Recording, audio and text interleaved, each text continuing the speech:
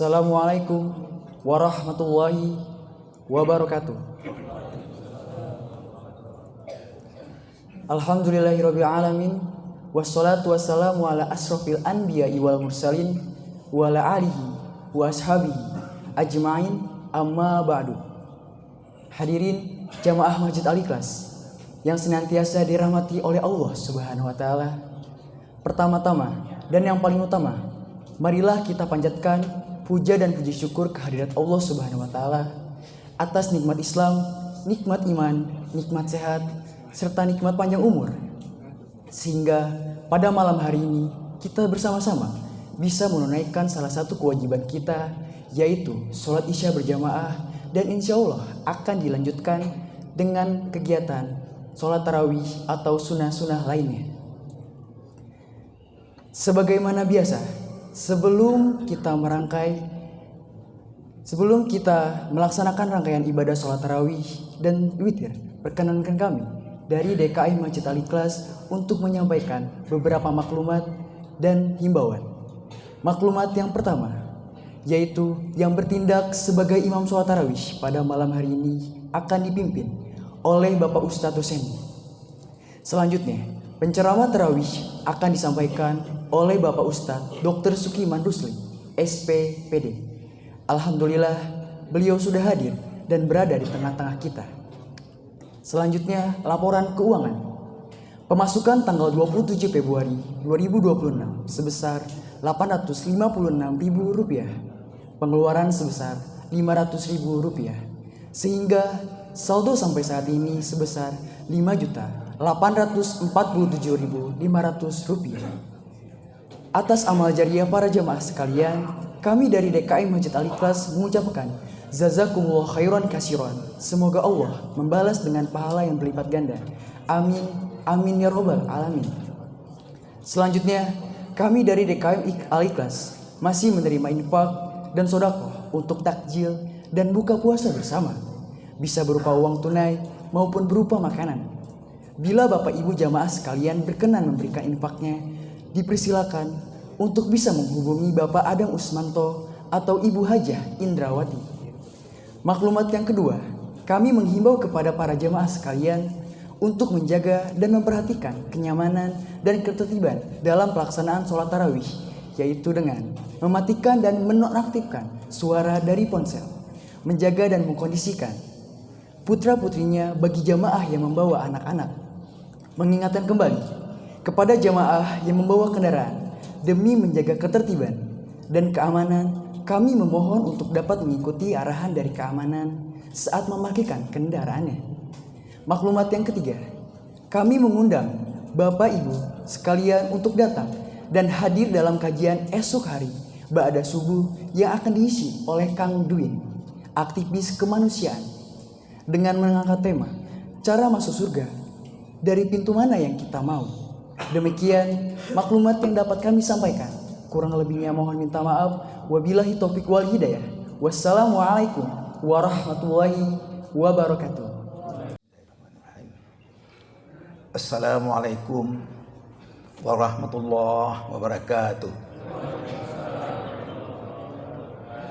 Alhamdulillah. Alhamdulillahilladzi amarna bil ijtihad wal i'tisab bihablillahil matin.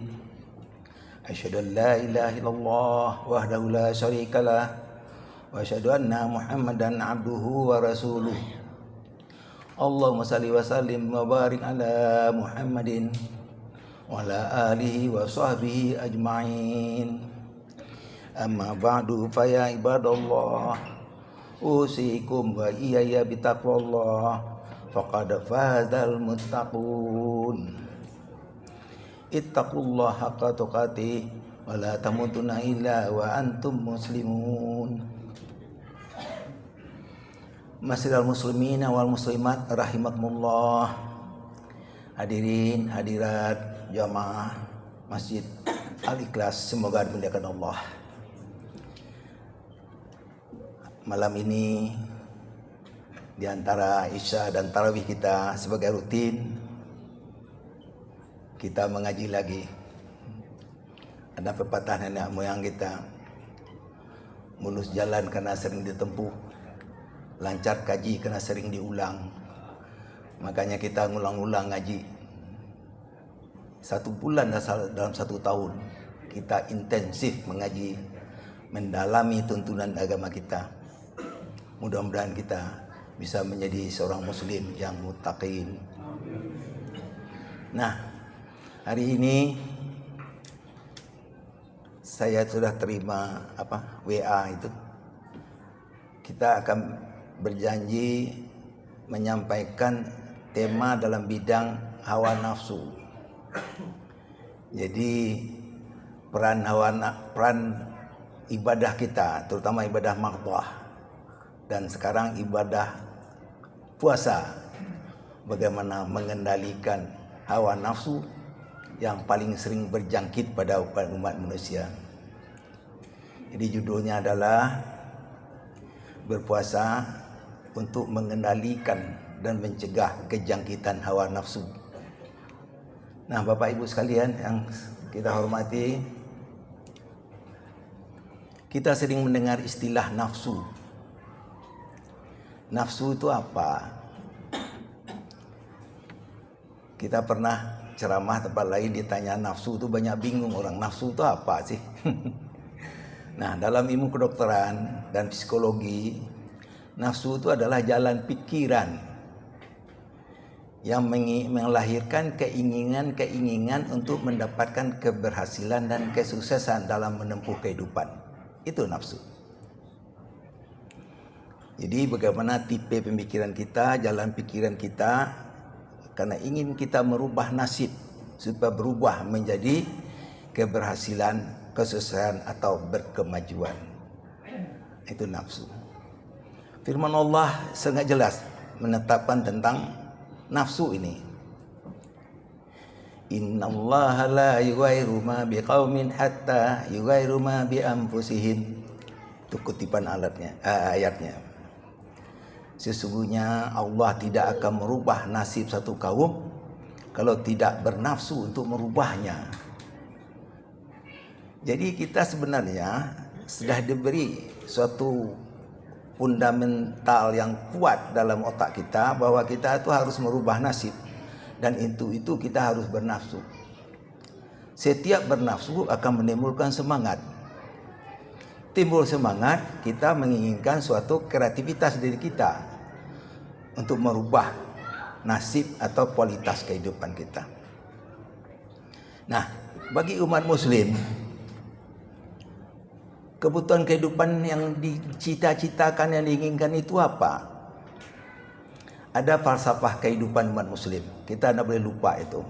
Ini diakui oleh orang non muslim, semuanya diakui.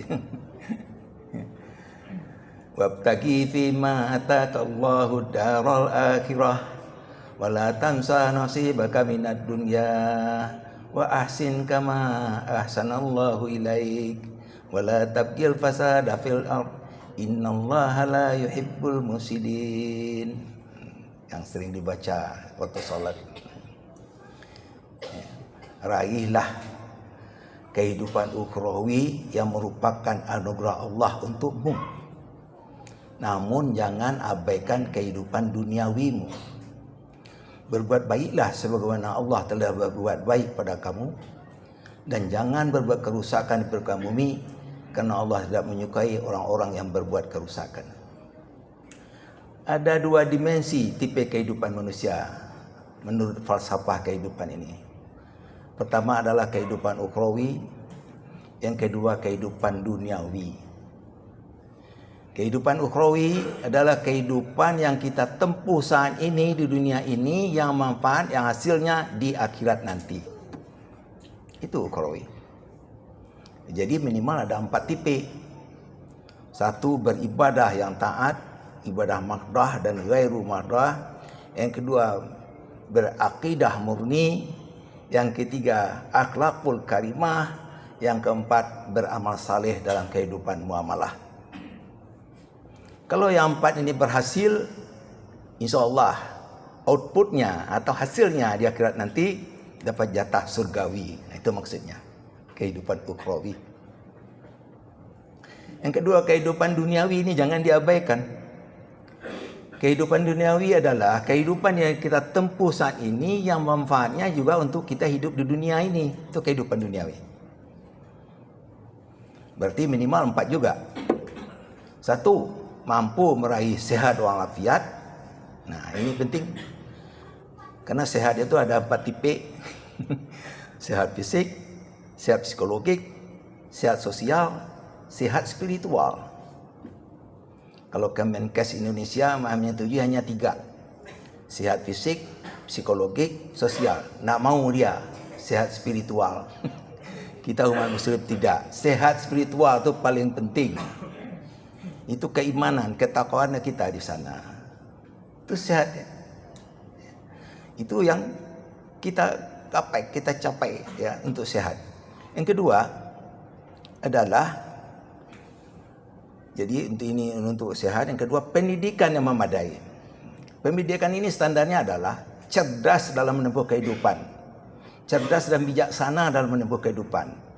Di pendidikan ini bukan gelar-gelar itu yang kita patok dalam Islam. Yang ketiga adalah ekonomi rumah tangga yang memadai. Artinya Allah juga mengharapkan hambanya yang beriman ya harus mampu meraih rezeki dari Allah. Itu maksudnya. Yang keempat adalah kehidupan sosial atau kehidupan bermasyarakat yang sukses. Itu kehidupan duniawi. Nah, itu yang kita raih. Nah, demikianlah ya. Jadi sangat tinggi maknanya nafsu itu. Kita berjuang sehari-hari, membanting tulang dari pagi sampai petang untuk meraih yang 2 dimensi kehidupan ini. Kita harus sukses kehidupan ukhrawi, kita juga harus sukses kehidupan duniawi. Jangan kita meniru apa yang dikritik oleh Mahathir Mohamad. Mungkin ada yang baca. Jadi bekas Perdana Menteri Malaysia yang usianya sudah 1 abad itu membuat satu kesimpulan. Ustadz atau kiai itu adalah orang yang gagal katanya. Minggu yang lalu masih keluar tuh dalam medsos. Ceramah mereka hanya tentang akhirat dan kematian. terlalu butuh ya. Tapi itu beliau tidak salah sebenarnya. Ini mohon maaf, saya pribadi sendiri setiap mendengar tausiah subuh, khutbah, memang kiai kita, ustadz kita tuh lebih berat untuk kehidupan ukhrawi. Dan banyak pendidikan seperti pesantren itu mengutamakan kehidupan ukhrawi. Itu tidak salah, benar-benar. Supaya bebas dari hawa nafsu itu kan kehidupan ukhrawi. Tapi kesuksesan kehidupan ukhrawi harus didukung oleh kesuksesan kehidupan duniawi. Yaitu yang tadi, yang 3. Sehat, pendidikan, dan ekonomi keluarga. Nah, itulah nafsu. Nah, yang kedua, dalam firman Allah juga menentukan. Innan nafsa la ammaratus bisu'i illa marhima rabbi. Inna rabbi ghafurur rahim. Sesungguhnya nafsu itu berorientasi pada kejahatan. Kecuali nafsu yang dirahmati oleh Tuhanku. Tuhanku yang Maha Pengasih lagi penyayang. Ini kisah Nabi Yusuf yang digoda oleh perempuan cantik. Turunlah ayat itu. Nah, apa artinya di sini? Jadi nafsu itu bersimpang jalan jadinya. Adanya nafsu baik, ada nafsu yang tidak baik. Nafsu yang baik itu yang tadi. Nafsu yang tidak baik, nah ini lagi. Dalam ilmu kedokteran juga disilahkan nafsu yang tidak baik itu apa? Nafsu yang tidak baik itu adalah yaitu jalan pikiran yang melahirkan keinginan untuk kepentingan diri sendiri. Yaitu kepentingan minimal ada 5K. Kepentingan untuk keinginan untuk kepuasan. Yang kedua untuk kenikmatan. Yang ketiga untuk kesenangan. Yang keempat untuk kemewahan. Yang kelima untuk kekuasaan. Inilah perangai manusia. Yang 5 itu selalu ada. Makanya dalam agama kita itu disebut hawa nafsu. Nah, inilah hawa nafsu.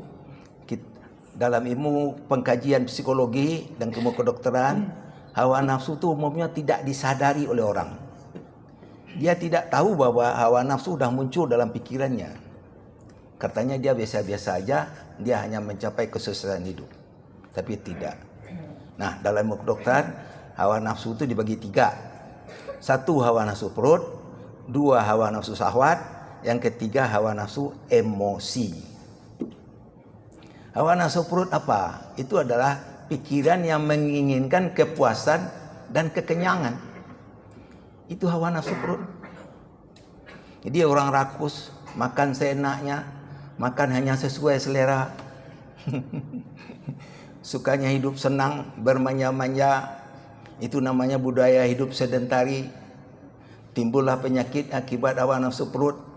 Misalkannya hipertensi, sakit diabetes, obesitas, kegemuan, kemampuan fisik makin lama makin menurun, muncul encok di kaki.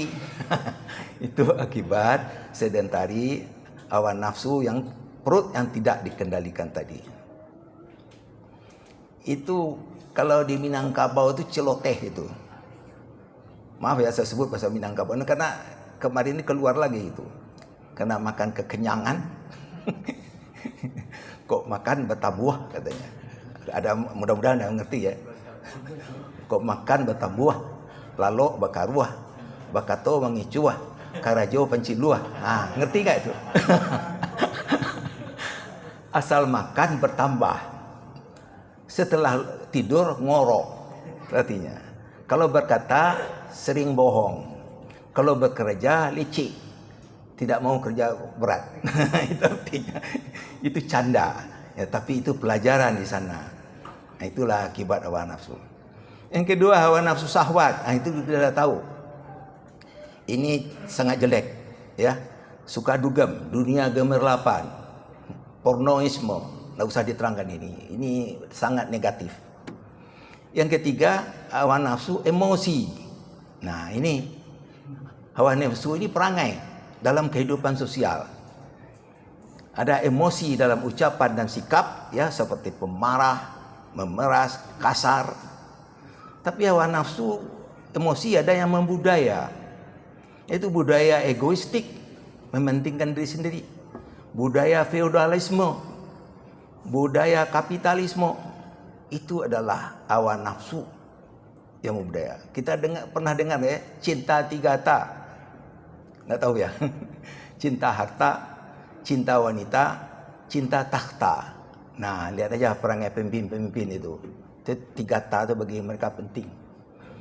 Ya, itulah ya hawa nafsu. Ada lagi yang berbahaya ini. Hawa nafsu dengan pencitraan. Nah, ini kemarin ribut, sampai sekarang masih ribut di negara kita. Ada pemimpin menyalurkan hawa nafsunya dengan pencitraan. Dia seperti rendah diri, tawadu, sopan, santun, ngomong enak. Tapi kebijakan dia sebagai pemimpin bukan main. Yang penting dirinya, anaknya, keluarganya, dan lain sebagainya. Nah, itulah hawa nafsu yang tidak layak untuk kita. Ya. Nah, bagaimana tuntunan syariat untuk kita? Ada tuntunan bagi kita, ya. Wala tattabi'il hawa fayudillaka an sabilillah. Sering dibaca itu. Dan apabila dikendalikan hawa nafsu akan sesat dari jalan Allah. Ya, memang demikian akhirnya kalau kita dikendalikan hawa nafsu. Walawit taba'al haqu ahwa'ahum lafasati samawati wal arwaman fihin bal atainahum bizikrihim fahum mu'ridun. Jika seandainya jalan pikiran, kebenaran pikirannya hanya menurut hawa nafsunya, maka punahlah bumi dan langit beserta isinya. Walaupun sudah turun tuntunan mereka tidak peduli kepada tuntunan itu. Jadi jelas banget. Jadi kalau kita coba hawa nafsu, ya diri kita akan hancur dulu. Nilai kualitas kepribadian kita turun. dan juga kehidupan kita turun, dan juga masyarakat kita bisa rusak, apalagi hawa nafsu yang dikendalikan pemimpinan. Pemimpin yang dikendalikan oleh hawa nafsu. Itulah ya akibat hawa nafsu yang buruk itu. Nah, bagaimana dalam agama kita? Hawa nafsu yang 3 tadi, perut, syahwat, emosi, itu dikelompokkan hawa nafsu duniawi yang disebut dengan hawa nafsu amarah. Nafsu amarah. Nah, itu harus kita kendalikan. Ada hadis Rasulullah, memerangi hawa nafsu adalah perlu jihad yang besar. Nah, itu. Nah, kemudian kita umat muslim, perintah Allah adalah kita harus mampu mengendalikan hawa nafsu itu supaya mendekat kepada kebenaran. Timbul penyesalan dan kemudian taubat. Ya. Nafsu lawamah. Nah, tujuan dalam agama kita adalah agar terwujud nafsu mutmainnah. Inilah tuntunan yang sangat mulia. Nah, jadi di mana peran puasa? Jelas sekali ya. Kita sudah baca ya, landasan puasa itu tujuannya adalah la'allakum tattaqun ya. Ya ayyuhalladzina amanu kutiba alaikumusiyam kama kutiba alal ladzina min qablikum la'allakum. Takwa itu apa? Nah, itu dah. Takwa inilah yang bisa mengendalikan jalan pikiran kita supaya tidak terjebak hawa nafsu. Nah, takwa berarti kita taat mengikuti perintah Allah, taat mengikuti petunjuk Allah. Yang kedua, menempuh kehidupan dengan hati-hati dan penuh perhitungan. Jangan sampai salah dan jangan sampai sesat. Yang ketiga, laksanakan ibadah dengan sempurna. Yang keempat, wujudkan akhlakul karimah dalam kehidupan dan bangun kehidupan muamalah yang rahmatan lil alamin. Nah, itulah kriteria orang ittaqullah sehingga membentuk kepribadiannya sebagai seorang yang muttaqin. Itulah cita-cita kita. Jadi selama Ramadan ini kita sudah mengaji, mendalami Al-Quran, memahami tafsir makna isinya. Kemudian kita juga mengikatkan ukhuwah Islamiyah sesama kita, ukhuwah insaniyah sesama kita, menerapkan pribadi kita yang wasatiyah, yang moderat, yang tidak ekstrim. Nah, itulah tujuan kita di bulan Ramadan ini. Ingat ya, 1/12 dari masa kehidupan kita setelah kita pubertas, kita berpuasa. Mudah-mudahan makna hakiki dan keuntungan yang hakiki untuk kita berpuasa dapat kita raih selama Ramadan ini. Demikian kita mau salat tarawih. Nasrullahi wa fatun qarib wa basyiril mu'minin.